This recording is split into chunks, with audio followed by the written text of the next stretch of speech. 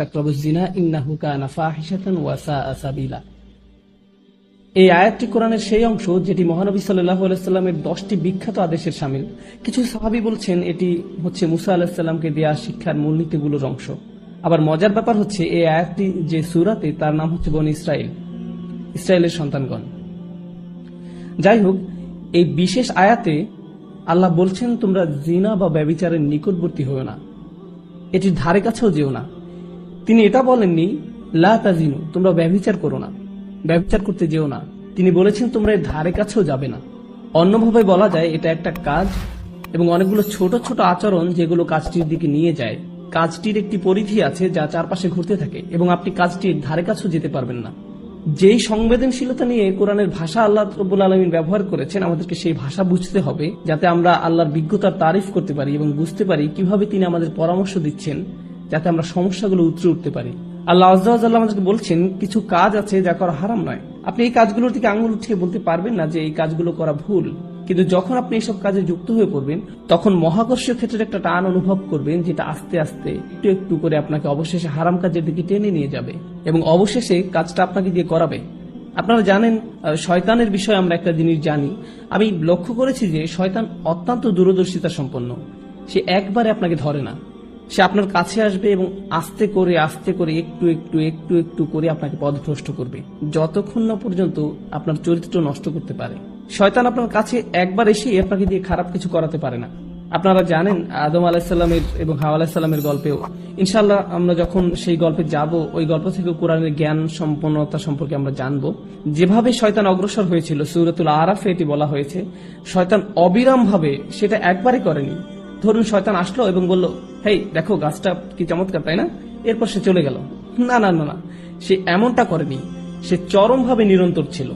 সে একটু একটু করে পথভ্রষ্ট করেছিল এবং তাদের মনের মধ্যে এমন এক ধারণা গেঁথে দিয়েছিল যতক্ষণ না তারা মনে করেছিল এটা তাদেরই অভিপ্রায়। আপনারা জানেন, এবং যখন মানুষ শয়তানের কথা শুনতে শুরু করে, এটি একই সূরাতে আল্লাহ বলছেন ইন্না ইবাদি লাইসা লাকা আলাইহিম সুলতান, আমার বান্দাদের উপর তাদের মানে শয়তানের কোনো কর্তৃত্বই থাকবে না। অন্যভাবে বলা যায় যেসব লোক সত্যিকার ভাবে আল্লাহর কাছে আত্মসমর্পণ করে তাদের উপর শয়তানের কোনো কর্তৃত্ব থাকে না। কিন্তু যারা আশ-শায়তানু ইয়াউদুকুম ফাকরাউ ইয়ামুরুকুম বিল ফাহশা, সূরাতুল বাকারা, শয়তান আপনাকে আদেশ করবে বিলল্লাপনা করার জন্য। অন্যভাবে বলা যায় যখন আপনি শয়তানের কথা একটু শুনবেন আপনি তাকে একটু শক্তি দিচ্ছেন, আপনি তার কথা আরেকটু ভালোভাবে শুনবেন তো আপনি তাকে আরেকটু বেশি শক্তি দিবেন। আর আপনি যখন তার কথা অবিরামভাবে শুনতেই থাকবেন একসময় সে আপনাকে আদেশ করবে। আপনি নিজেকে এমন ভাবে বলবেন যে আমি আমার নিজেকে সাহায্য করতে পারছি না, আমি এটা জানিও না, আমি জানি না কি করে আমি কম্পিউটার বন্ধ করব, আমি জানি না কিভাবে প্রতি রাতে এটা হয়ে যায়, আমি জানি না কিভাবে আমি ওইখানে ওই চ্যাটগুলো করি, আতঙ্ককর ওয়েবসাইটগুলো লগ ইন করি, আমি এইসব কেন করছি, লিফটে অথবা যখন আমি রাস্তা হেঁটে যাই কেন আমার চোখ আমি নামিয়ে রাখতে পারি না, আমি নিজেকে সাহায্য করতে পারছি না, আমি জানি না কি করা উচিত। আর আপনি জানেন শয়তান আঁকড়ে ধরে, বেশ শক্তভাবে আঁকড়ে ধরে, বদ অভ্যাসযুক্ত চক্রের মধ্যে আপনাকে টেনে নিয়ে যাবে। আমরা বলতে পারি এটা আস্তে আস্তে খারাপ, আরো খারাপ, আরো খারাপ এবং অধিকতর খারাপের দিকে টেনে নিয়ে যায়। আপনি যদি এটা স্বীকার না করেন তাহলে এটা অধিকতর খারাপের দিকে যায় আর এটা আপনার আত্মা একদম ধ্বংস করে দেয়। আল্লাহর সাথে আপনার সম্পর্ক নির্ভর করে আপনার অন্তর কতটা পরিষ্কার তার উপর। যতবার আপনি অশ্লীলতায় উদ্ভাসিত হন আপনার অন্তরের উপর আরো ময়লা, আরো অন্ধকার, আরো আবরণ ঢালতে থাকে এবং ঢালতেই থাকে যতক্ষণ পর্যন্ত না আপনি আল্লাহর কথা শুনবেন কিন্তু আপনার চোখে এক ফোঁটা পানিও আসবে না।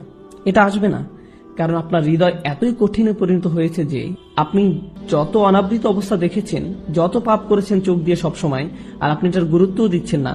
আপনারা জানেন একটা সুন্দর হৃদয় যন্ত্রণাগ্রস্ত হয় যখন অসমীচীন কিছু একটা দেখে যা আল্লাহর নির্দেশের সাথে সামিল নয়। এটা আকর্ষিত হয় না বরং যন্ত্রণাগ্রস্ত হয়। অবিলম্বে তার বিবেক চাঙ্গা হয়ে ওঠে, অস্থিরতা বন্ধ হয়ে যায়। যখন আপনার এরকম হৃদয় থাকবে, এরকম অবস্থায় যাবেন, আপনি নিজেকে নিয়ন্ত্রণ করতে পারবেন। এগুলোর মধ্যে ভালো কিছুই খুঁজে পাবেন না, আপনার এমন কোনো অনুভূতিই হবে না। আপনার এই অনুভূতিও হবে না যে এটা ভুল। যেটা হবে, আপনি কোনো বোনের দিকে তাকানোর আগে তার আশেপাশে দেখবেন যে অন্য কেউ তাকে দেখছে কিনা এবং তারপর আপনি ভালো দৃষ্টি নিয়ে তাকাবেন। দেখবেন যে আল্লাহর ভয় একদমই নেই। একমাত্র যে ভয়টা আছে সেটি হলো পাপের ভয়। পাপ ছাড়া আর কোনো ভয়ই নেই। কি ভীষণ অতিমানবিক অবস্থা এটি। আল্লাহ বলছেন ইয়ালামু খাইনাতাল আয়ুন ওয়া মা তুখফিস সুদূর। তিনি জানেন চুরি করে তাকানো, একটু এদিক সেদিক তাকানো, তিনি এটা জানেন। আপনার একটু চাহনি আপনার তাকানোর মানে কি, এবং তিনি জানেন আমাদের বক্ষস্থল কি লুকিয়ে রাখে। আপনারা কি জানেন আমি এই বিশেষ আয়াতটি কেন আলোচনা করছি? তোমরা জিনার নিকটবর্তী হও না, ইন্নাহু কানা ফাহিশাতান এটা সবসময় একটা অস্থিরতা, বেলেল্লাপনা, অশ্লীল কাজ। ওয়াসা আসাবিলা, একটা ভয়ঙ্কর পথ। আল্লাহ এটাকে একটা পথ হিসাবে বর্ণনা করছেন, ভয়ঙ্কর পথ। পথে পদক্ষেপ থাকে, ঠিক? পথ মানেই পদক্ষেপ। আপনাকে শনাক্ত করতে হবে আপনি কোন পদক্ষেপ নিচ্ছেন। এই পদক্ষেপ নিতে আপনাকে কি করতে হচ্ছে? আপনারা জানেন প্রত্যেকটা কাজের কিছু প্রক্রিয়া থাকে, কিছু চক্র থাকে। স্কুলের পরে আপনি কয়েক ঘন্টা সময় পাচ্ছেন আপনার পিতামাতা বাসায় ফেরা পর্যন্ত। আপনারা জানেন আপনি কিছু বন্ধুর সাথে ঘুরছেন যাদের কোনো মান নেই। প্রত্যেকটা সময় আপনাকে শনাক্ত করতে হবে কোন কাজগুলো আপনাকে পাপের দিকে টেনে নিয়ে যায়। আমাদের গোড়া থেকে এগুলো কেটে ফেলতে হবে। আমাদেরকে এই পথে গা ভাসিয়ে দেওয়া বন্ধ করতে হবে। ওয়াসা আসাবিলা। আমার কাছে এই আয়াতের অসাধারণ দিকটি কি জানেন? যেভাবে এটি সম্পৃক্ত করা হয়েছে। এই আয়াতের পরে আল্লাহ তাআলা বলছেন, তোমরা মানুষ হত্যা করো না। ওয়ালা তাকতুলুন নাফসাল্লাতী হারামাল্লাহু ইল্লা বিল হক। তোমরা নির্দোষ মানুষকে হত্যা করো না। আল্লাহ জিনাকে প্রথম অপরাধ হিসাবে উল্লেখ করেছেন এবং হত্যাকে দ্বিতীয় অপরাধ হিসেবে। আপনি কি চিন্তা করতে পারছেন? আপনি মনে করেন হত্যা অনেক বড় অপরাধ, ঠিক?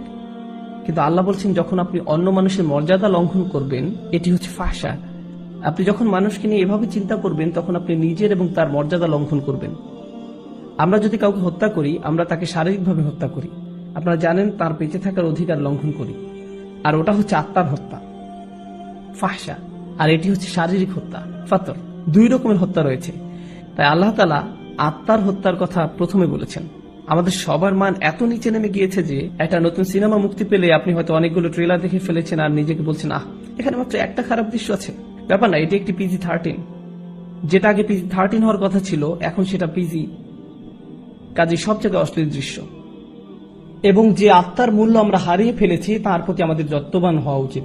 এটা আমাদের নামাজের উপর প্রভাব ফেলছে, দোয়ার উপর প্রভাব ফেলছে, আমাদের চরিত্রের উপর প্রভাব ফেলছে, এটা আমাদের পরিবারের উপর প্রভাব ফেলছে। এবং আমরা গুরুত্বও দিচ্ছি না। আমরা মনে করি এটাই জীবন, আমাদের সময়ের সাথে তাল মিলিয়ে চলছি।